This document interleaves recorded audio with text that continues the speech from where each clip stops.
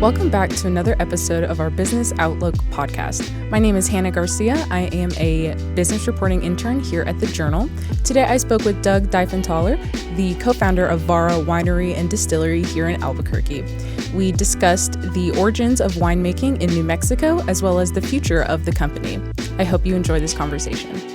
If you enjoy our podcast, please like and subscribe and consider becoming a digital subscriber to the Albuquerque Journal to help us bring you more content like this. You can find this episode and all of our podcasts on the Albuquerque Journal website, abqjournal.com, as well as YouTube, iTunes, and Spotify. See the show notes for a discount code on a digital subscription. Thank you for supporting the Albuquerque Journal, New Mexico's leading news.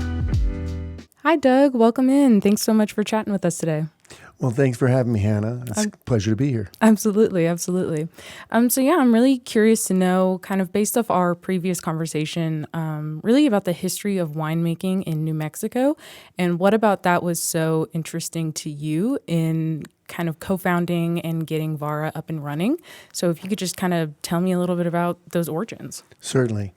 It was fascinating to me to investigate the beginnings of wine, because there are so many wineries in the United States, and now all 50 states have wineries. But what got it started, and how did it get around? How was it improved or modified or focused? Because there had to be a first. And in the Americas, the very first place that Vitis vinifera was grown was in Parras, Mexico. That's important because Vitis vinifera is the family of wine grapes that come from Europe. And they have varietal names that we recognize, like Cabernet Sauvignon, like Chardonnay, Pinot Noir, Riesling, Tempranillo, Sangiovese, Sauvignon Blanc, and more. But they aren't native to the North American continent. Vitis labrusca is. They have varietal names that you might recognize as well.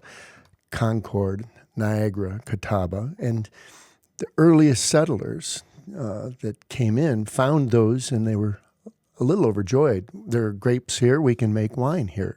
We don't have to just bring it. They weren't thrilled.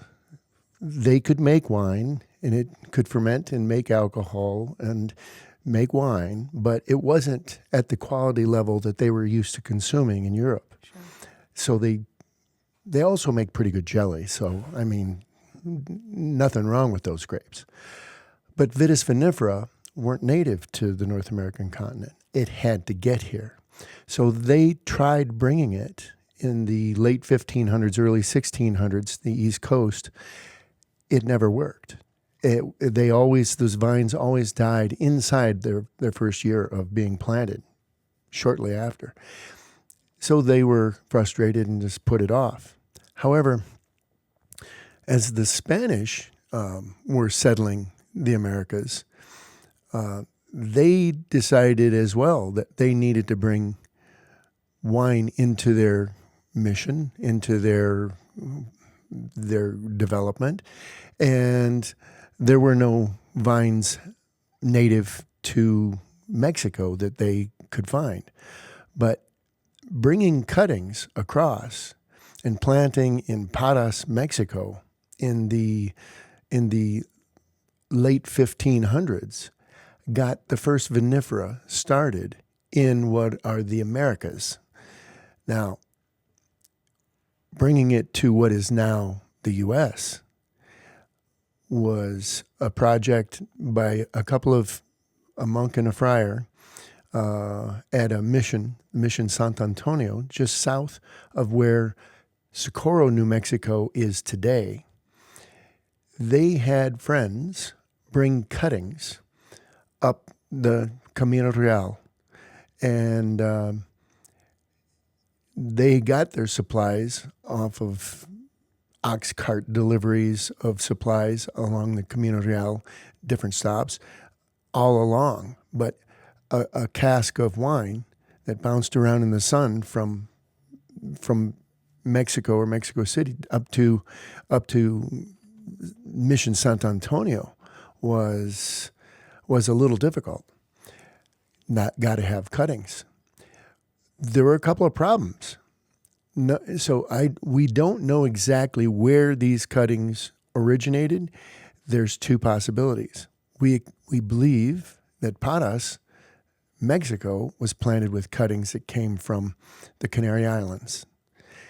And so there could have been more cuttings coming across from the Canary Islands and making it to that ox cart to go up to the Mission San Antonio, or it's possible that cuttings got over to the Camino Real from Paras, Mexico. We don't know exactly, but we do know the variety. The variety was Listan Prieto. It's the dark Listan. Listan Blanco is also known as the Palomino grape. Listan Negro, Listan Prieto is the dark-skinned Listan. And today, the very best example of that variety grown and made into wine is from the Canary Islands. It grew on the mainland of Spain for some time, but it got replaced by other varieties that were more suitable. The timing is very similar, with Paras putting its first vines in the ground in the late 1500s. New Mexico wasn't there, but this mission was, and this friar and this monk in 1629 had cuttings brought up the Camino Real, and they planted them. They survived. They survived very well. First leaf, second leaf, third leaf, they started to push fruit. And in 1633, made the first wines from grapes off of vines that were planted in what is now New Mexico. It wasn't New Mexico then, but it's now part of the U.S. That would be the first recorded vinifera made into wine in what is now the U.S. And it's significant, I think, because New Mexico today is always on a list of 50 states, not necessarily towards the top on a lot of categories. However, this is where we can be extremely proud. We are the first place, and we are the origins of winemaking in what is now the United States. So much so that when the second smaller Camino Real on the West Coast, from Baja up to Sonoma, California, was built, and they built missions all along that trail. You're aware of some of them, Mission San Juan Capistrano, and the very first one down by San Diego, where San Diego is today. They said, "Well, we've got to have vines, we've got to have grapes. We're having a mission. We need Sacramento wine every day." So they said, "What are we going to plant?" He said, "Well, 140 years ago, they planted Listan Prieto at a mission in New Mexico, and it's still living and producing today. So why don't we plant Listan Prieto?" And so they did. And then subsequently, all the other missions up the Mission Trail planted that same variety. In those days, late 1500s, early 1600s, the varietal name of it was not Mission. Today it's called Mission.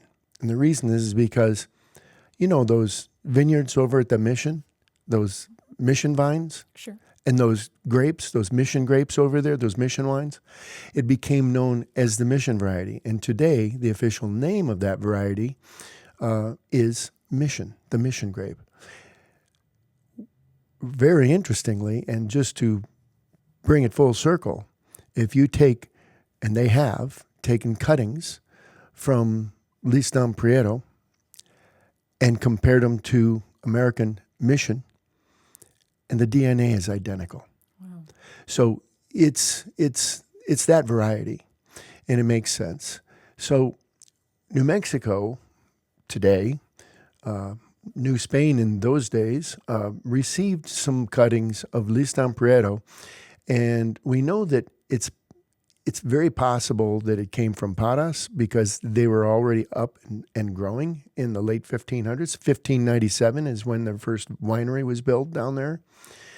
But it's also possible it came directly from the Canary Islands. Now, interestingly enough, in 1595, Rey Felipe III, King Philip III, put a moratorium on removing green material from the country of Spain, specifically grapevines, because Spain was a commercial wine producer.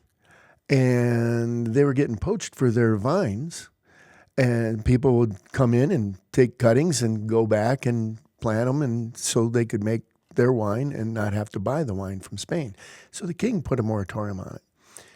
The church asked about providing vines for the missions that the king had around the world.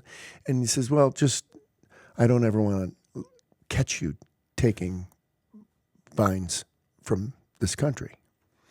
However, Canary Islands are a little voyage off of North Africa, and it became part of the trade route, became a regular stop. You push off from Spain and you're at sea and you stop at the Canary Islands for provisions, and then you head to the New World through the Gulf of America, Mexico, and you land in Veracruz and then go inland from there. Well, it's kind of like the last 7-Eleven on a long road trip. You stop and get what you need. And it's very, very possible that the friar and that monk had brethren that had some cuttings waiting for a ship to pick up and bring across. Get them over to the Camino Real and put them on that ox cart and get them up to the Mission Sant Antonio. Or they came directly out of a vineyard in Paras, Mexico. One of those two are the origins of the where those first vines came from for planting. They're both very possible. We just can't get back far enough for that. There is a good book by Henry Street called The History of Wine in New Mexico, and he talks a little bit about the efforts of those monks to acquire fruit and make wine. So you plant in 1629, and 140 years later, Californians, the first California missions, planted this variety. So vinifera now has stretched to California. Somewhere in the 1840s, Agustin Harasz, a Hungarian, thought, well, that's great. Vinifera grows. Why not bring some of the better vinifera, like Cabernet Sauvignon, like Pinot Noir, like Chardonnay, and Riesling, and things like that? And so they did. That all got planted there in California. And so California grew up a very important and the most important state in the present United States for winemaking. But they're very aware how it got started. Vinifera was proven in New Mexico 140 years earlier. So I like to think that we are first. We're at the top of the list. We're the first. We are the birthplace of the American wine experience in America. So we get to have a little bit of pride about that. A lot of New Mexicans aren't aware of it, but it is the truth. And, there are mission grapes, or Listan Prieto, grown in New Mexico still today. And obviously they're not from those same cuttings, because those vineyards will die after a certain point. But all you do, they get to be old, you take cuttings, and you go over there and you plant some more. And that vineyard grows up and gets old, you take some cuttings and go over there and plant some more. And you perpetuate it. So the mission that is here is highly unlikely that it was cuttings that came from California. There's no real industry in that. There's no real commerce in that. So they're most likely, the highest likelihood is that they are heirloomed from original plantings from 1629. And a number of New Mexico wineries do make a mission-based wine today. and they'd be interesting to try. And if you can find Listan Prieto, Listan Negro from the Canary Islands, that'd be interesting to try as well. Because Spain, Mexico, New Mexico, and California are certainly the connectivity for Vitis vinifera in what is now the United States and the modern winemaking world. So it was fascinating to me to take it from there and to try to connect those dots and reestablish the relationship between Spain and California and New Mexico. Yeah, of course. And speaking a little bit to that fact that you were saying that not a lot of New Mexicans know this, maybe it's just because I'm not from around here, but I certainly had no idea that that's kind of where the American wine experience began.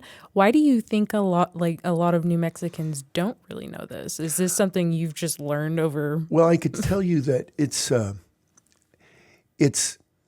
modern wine industry in New Mexico revived I believe in the early 70s. New Mexico grew and made wine. A lot of individuals, every church, every parish had a little vineyard or garden, and so they did that. But for commerce, it didn't really get started until late 60s, early 70s again. In the late 1800s, New Mexico was probably the fourth or fifth largest wine producer in what is now America, because that still wasn't part of America then, and what is now America. But it was just locally used. I mean, New Mexico, for many years, until the railroad, was fairly landlocked. And so it had to make do for itself.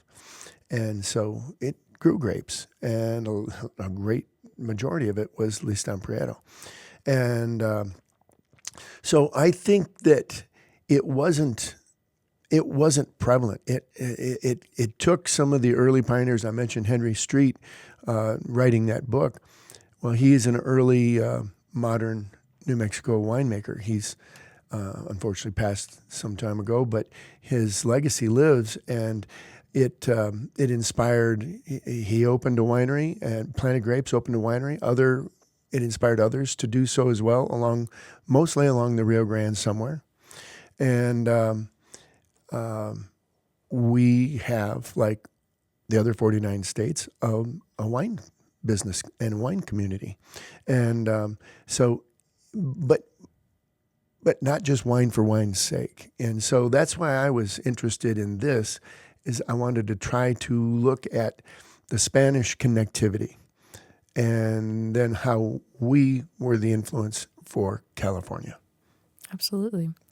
And speaking just a little bit more about VARA, kind of in our previous conversation, we talked a little bit about VARA kind of feeling the effects of COVID and that we're finding our footing again. So just kind of talk to me a little bit, if you can, about kind of what the future of VARA kind of holds at this point. Well, you're right. In the wine world, when you're making wine, you're making product a couple of years ahead of time, because it takes a year to get the wine off the vineyard and fermented and settled and start to elevate it to the point of being a finished bottle. And some white wines or rosé wines can be done inside of a year.